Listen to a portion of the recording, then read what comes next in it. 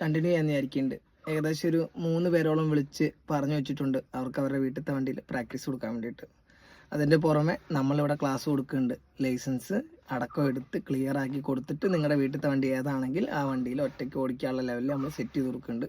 ആ ഒരു ലെവലിലും നമ്മൾ ചെയ്യുന്നുണ്ട്. അപ്പോൾ അതിനായിട്ട് പുതിയ പിള്ളേർ ഇനി വരുന്നുണ്ടെങ്കിൽ നമ്മുടെ ലൊക്കേഷൻ പരിധിയിൽ ഉള്ളവർക്ക് നമുക്ക് എന്ത് ചെയ്യാം, ക്ലാസ് കൊടുക്കാം. ഞാൻ നമ്പർ ഡിസ്ക്രിപ്ഷനിൽ കൊടുക്കുന്നുണ്ട്, നിങ്ങൾക്ക് വിളിക്കാം. അതേപോലെ പഠിച്ചുകൊണ്ടിരിക്കുന്നവർക്ക് എന്തെങ്കിലും ബുദ്ധിമുട്ടോ കാര്യങ്ങളോ ഉണ്ടെന്നുണ്ടെങ്കിലും നിങ്ങൾക്ക് വിളിക്കാം. നിങ്ങളുടെ ഡൗട്ടുകൾ നമുക്ക് എന്ത് ചെയ്യാം, നമ്മളുമായിട്ട് പങ്കുവെക്കാം. എനിക്ക് അറിയും പോലെ ഞാൻ പറഞ്ഞുതരാം.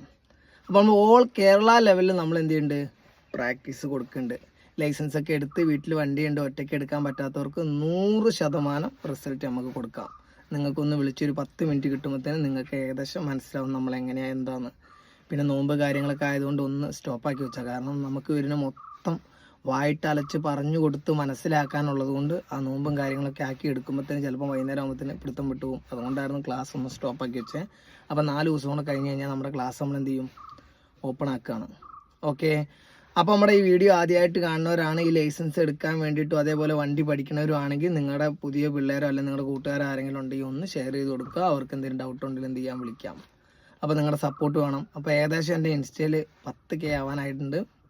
ഒന്ന് കയറി നോക്കുക. നിങ്ങൾക്ക് പോസിറ്റീവ് ആണെന്നുണ്ടെങ്കിൽ നിങ്ങൾ എന്ത് ചെയ്യുക, ഒന്ന് ഫോളോ ചെയ്യുക. നിങ്ങളുടെ അഭിപ്രായങ്ങൾ കമൻറ്റ് വഴി അറിയിക്കുക. അപ്പോൾ നിങ്ങളുടെ സപ്പോർട്ട് ഉണ്ടാകുമെന്ന് വിചാരിക്കുന്നു. അടുത്ത വീഡിയോ കാണാം. Okay, by.